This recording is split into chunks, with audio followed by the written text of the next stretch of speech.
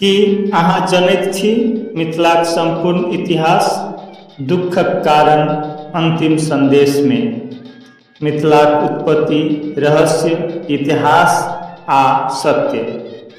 दुनिया में कतेको देश आ प्रदेश अछि, मुदा बहुत कम भूमि एहन अछि जाहिठाम स्वयं भगवान रामक चरण पड़ल हो।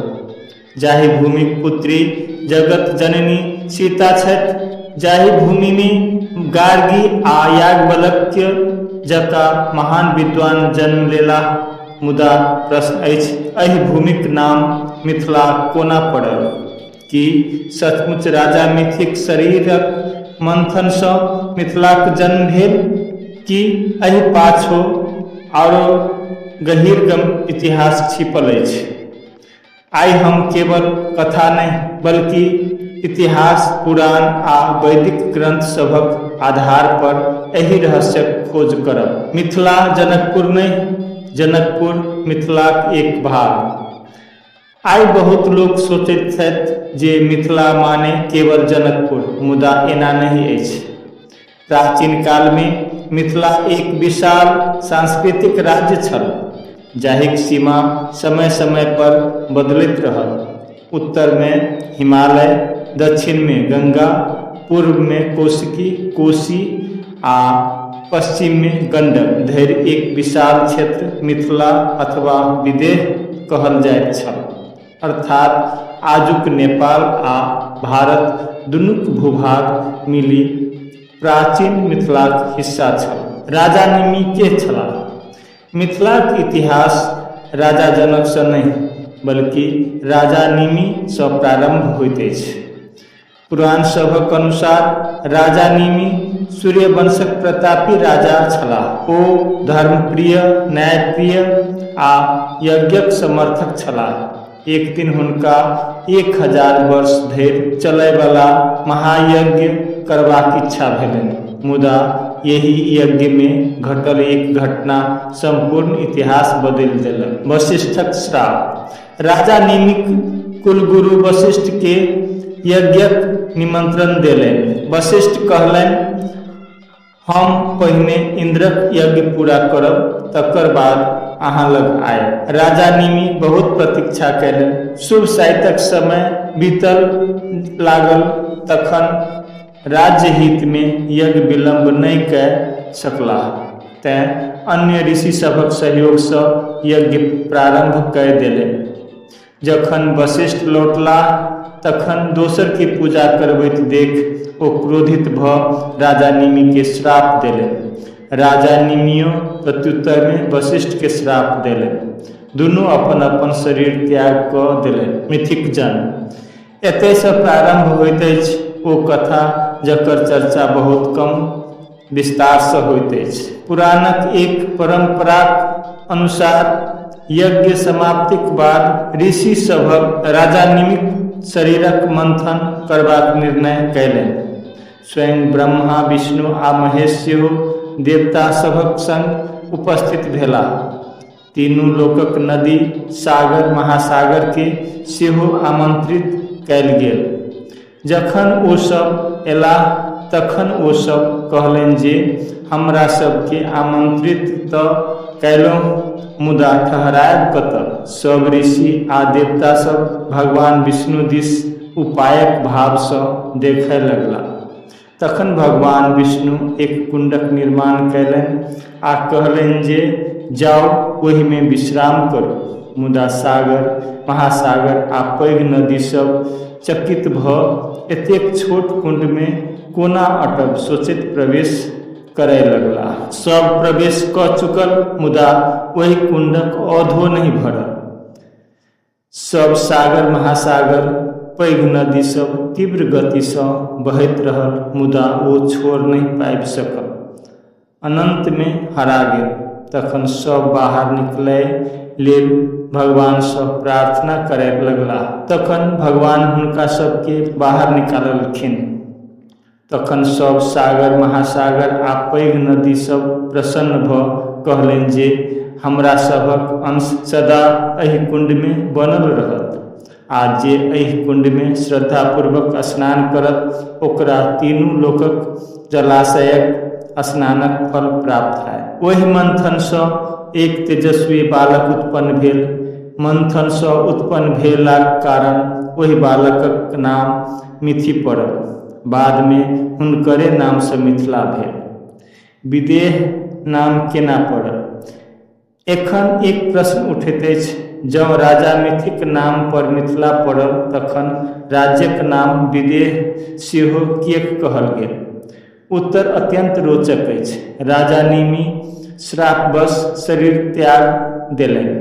संस्कृत में देह माने शरीर, बी प्लस देह अर्थात शरीर सँ अलग। यही कारणे राजा निमि के विदेह कहल गेल आ हुनक वंश विदेह वंश कहाय।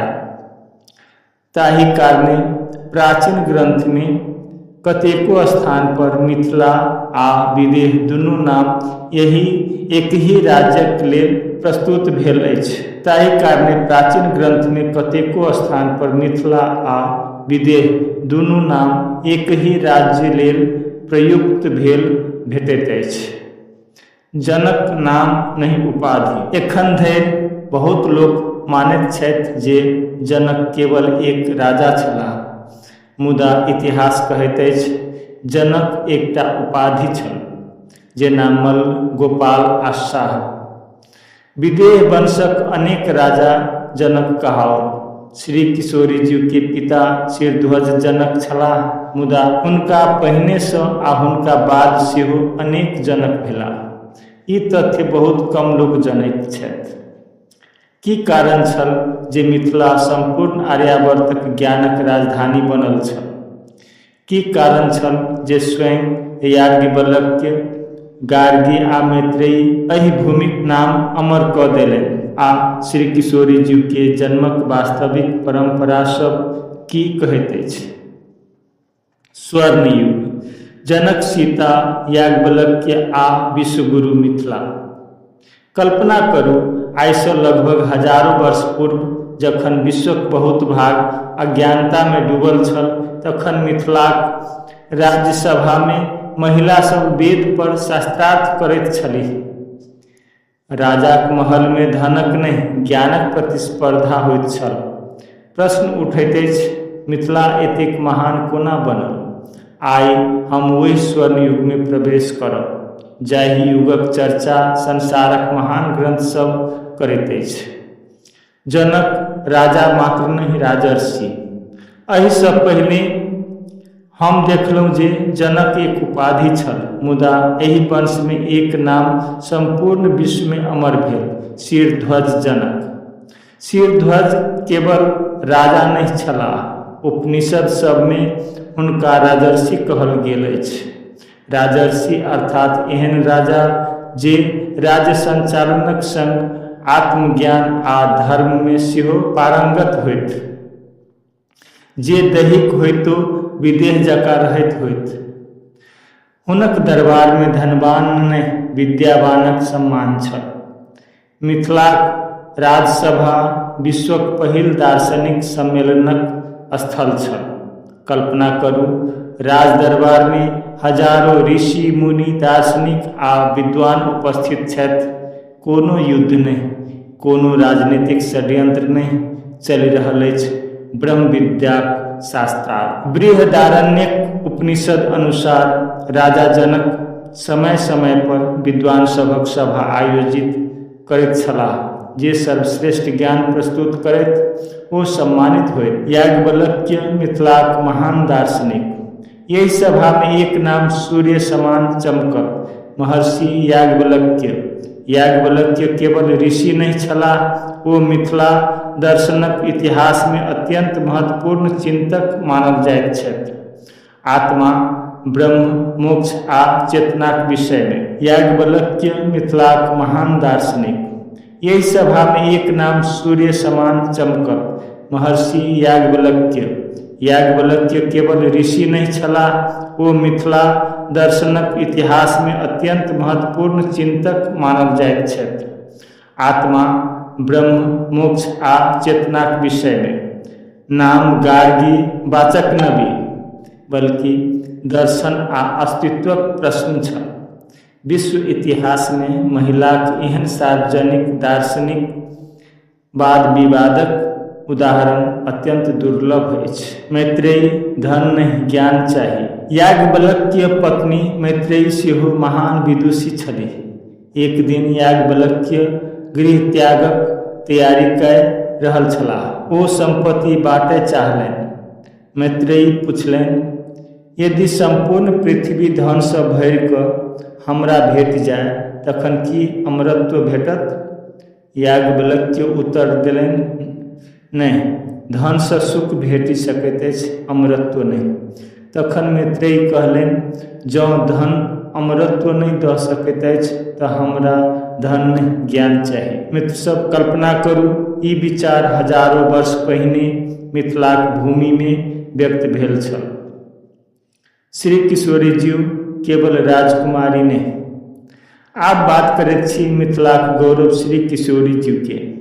वाल्मीकि रामायणक अनुसार मिथिला में भारी अकाल पड़ल छल। ऋषि मुनि सलाह देलनि जे हलेसी यज्ञ सँ ई विपदा दूर होयत। राजा जनक हलेसी यज्ञ पूरा करबाक लेल स्वयं हल चलाबय लगलाह। ओहि समय धरती सँ एक दिव्य कन्या प्रकट भेलथि। तैं हुनकर नाम पड़ल सीता, अर्थात हलक रेखा शीत सँ प्रकट भेल। ज्ञानक राजधानी मिथिला किएक कहल जाइत अछि मिथिला के ज्ञानक राजधानी? किएक तऽ एतय वेद पढ़ाओल जाइत छल, उपनिषद पर चर्चा होइत छल, तर्कशास्त्र विकसित भेल, महिलाक शिक्षा सम्मानित छल, राजाक प्रतिष्ठा ज्ञान सँ मापल जाइत छल, केवल शक्ति सँ नहीं। ई कारण छल जे मिथिलाक नाम संपूर्ण आर्यावर्त में आदरपूर्वक लेल जाइत छल। मिथिलाक गौरव केवल दर्शन धरि सीमित नहीं छल। यही भूमि सँ एहन संस्कृति जन्म लेलनि जे हजारों वर्ष बादो जीवित अछि। मैथिली भाषा, मिथिला चित्रकला, पंजी प्रथा, विद्यापति, विवाह संस्कार, न्यायशास्त्र, आखिर ई सब केना विकसित भेल? कोनो सभ्यताक महानता ओकर सेना सँ नहीं, ओकर संस्कृति सँ मापल जाइत अछि। आ जँ संस्कृति हजारों वर्ष धरि जीवित रहै तऽ ओ अमर बनि जाइत अछि। मिथिला एहने एक सभ्यता अछि। प्रश्न अछि, आखिर मिथिला एहन की देलक जे आइयो संपूर्ण विश्व ओकर चर्चा करैत अछि? मैथिली केवल भाषा नहीं, एक सभ्यता। मैथिली केवल संवादक माध्यम नहीं अछि, ई मिथिलाक आत्मा अछि। यही भाषा में वेदक व्याख्या लिखल गेल, दर्शन विकसित भेल, लोकगीत जन्मल आ भक्ति साहित्य समृद्ध भेल। विद्वान सब मैथिली के भारतीय उपमहाद्वीपक प्राचीन साहित्यिक भाषा सब में सँ एक मानैत छथि। आइ मैथिली भारतक संविधानक अष्टम सूची में मान्यता प्राप्त भाषा अछि आ नेपाल में सेहो महत्वपूर्ण सांस्कृतिक भाषा बनल अछि। विद्यापति मैथिल कोकिल। यदि मिथिलाक इतिहास में एक कविक नाम अमर अछि तऽ ओ छथि महाकवि विद्यापति। हुनकर प्रेम गीत, भक्ति साहित्य आ शिव भजन संपूर्ण आर्यावर्त में लोकप्रिय भेल। कहल जाइत अछि जे बंगालक महान वैष्णव संत श्री चैतन्य महाप्रभु विद्यापतिक पद गाबि भाव विभोर भऽ जाइत छलाह। विद्यापति केवल कवि नहीं छलाह, ओ राजदरबार सँ जुड़ल एक विद्वान आ प्रशासक सेहो छलाह। मिथिला चित्रकला भीति सँ विश्व धरि। एक समय मिथिलाक महिला सब अपन घरक भित्ति पर शुभ अवसर में चित्र बनबैत छलीह। धीरे धीरे ई लोक परंपरा विश्व प्रसिद्ध मिथिला चित्रकला बनि गेल। आइ एहि कलाक प्रदर्शनी यूरोप, अमेरिका, जापान सँ लऽ कऽ विश्वक अनेक देश में लागैत अछि। ई केवल चित्र नहीं, मिथिलाक जीवन, धर्म, प्रकृति आ लोक विश्वासक रंगीन इतिहास अछि। पंजी प्रथा, वंशावलीक अद्भुत परंपरा। बहुत कम लोक जानैत अछि जे मिथिला में विवाह सँ पूर्व वंशावली देखबाक एक विशेष व्यवस्था विकसित भेल, पंजी प्रथा। यही व्यवस्था में पारिवारिक पीढ़ी दर पीढ़ी वंशावली सुरक्षित राखल जाइत अछि। एकर उद्देश्य सामाजिक संबंधक शुद्धता बनौने राखब अछि। इतिहासकार एकरा विश्वक प्राचीन वंशावली व्यवस्था सब में से एक मानैत छथि। न्यायशास्त्र आ तर्कशास्त्र। मिथिला केवल गीत संगीतक भूमि नहीं छल, ई तर्कक भूमि सेहो छल। मध्यकाल में मिथिलाक न्यायशास्त्र संपूर्ण आर्यावर्त में प्रसिद्ध भेल।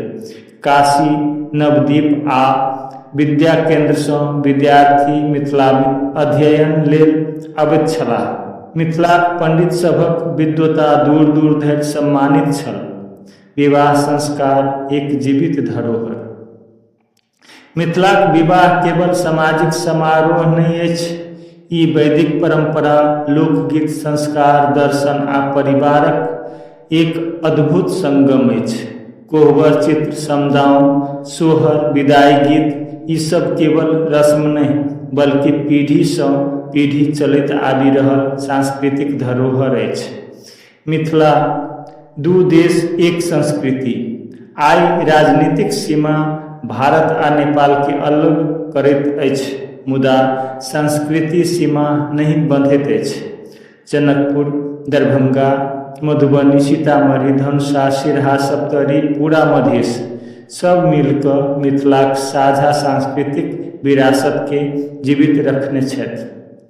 मिथिला सिखबैत अछि जे भाषा, संस्कृति आ परंपरा राजनीतिक सीमा से पैघ होइत अछि। इतिहासक यात्रा एतय समाप्त नहीं होइत अछि। प्रश्न उठैत अछि, एतेक समृद्ध मिथिला धीरे धीरे कमजोर कोना भेल? विदेशी आक्रमण, राजनीतिक परिवर्तन, औपनिवेशिक प्रभाव आ आधुनिक समयक चुनौती सभक बीच मिथिलाक यात्रा केहन रहल?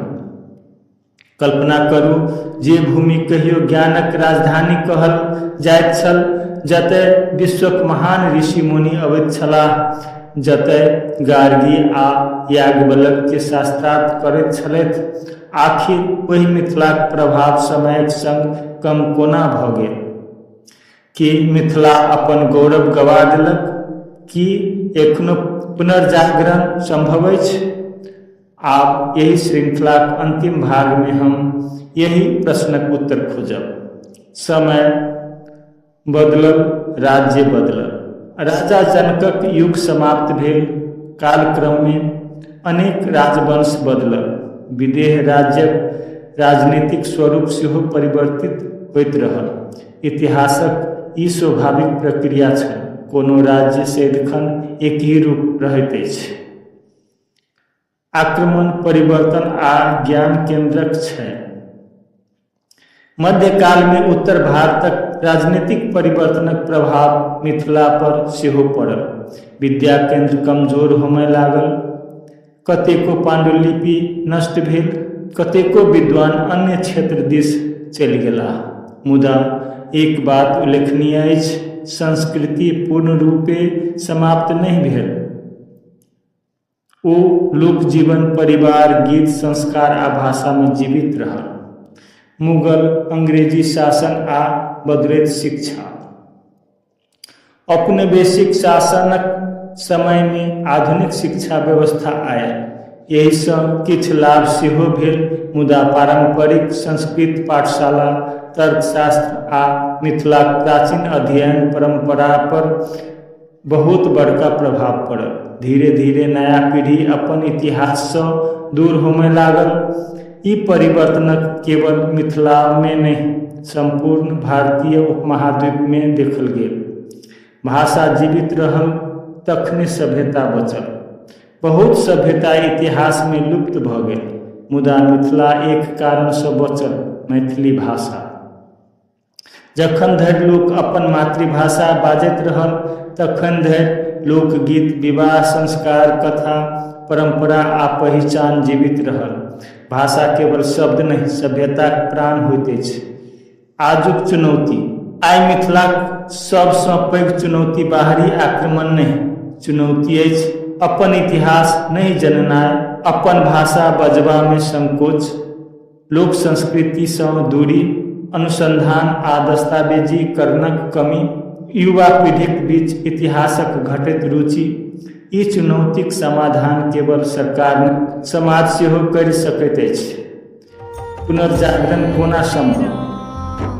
यदि प्रत्येक परिवार अपन बच्चा के मैथिली सिखाबैत, यदि विद्यालय में स्थानीय इतिहास पढ़ाओल जाए, यदि युवा सोशल मीडिया पर मिथिलाक तथ्यपूर्ण सामग्री बनाबैत, यदि कलाकार, लेखक, किसान, शिक्षक आ विद्यार्थी सब मिलकर अपन संस्कृतिक सम्मान बढ़ाबैत, तऽ मिथिलाक पुनर्जागरण केवल सपना नहीं वास्तविकता बनि सकैत अछि।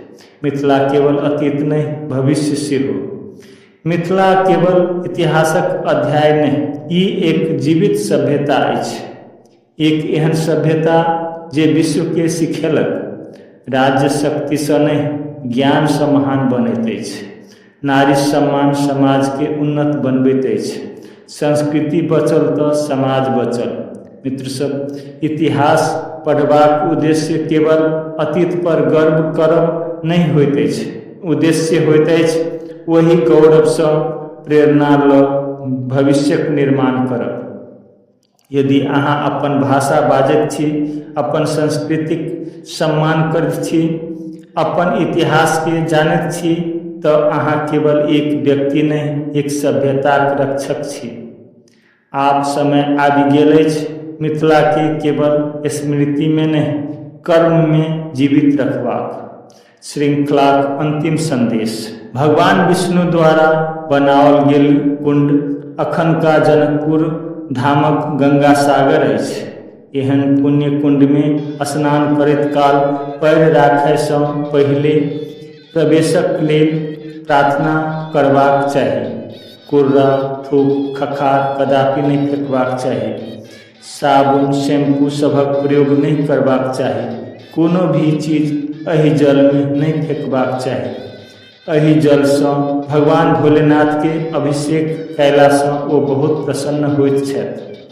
तहिना कोनो भी मांगलिक कार्य में एहि जल के प्रयोग करब अति उत्तम मानल जाइत अछि। जँ एहि नियम सभक पालन नहीं करैत छी तऽ महाविनाश होयब निश्चित अछि। यदि एहि चारू भाग में अहाँ किछु नव जानलहुँ तऽ यही श्रृंखला के अपन परिवार, मित्र आ नव पीढ़ी धरि अवश्य पहुँचाउ।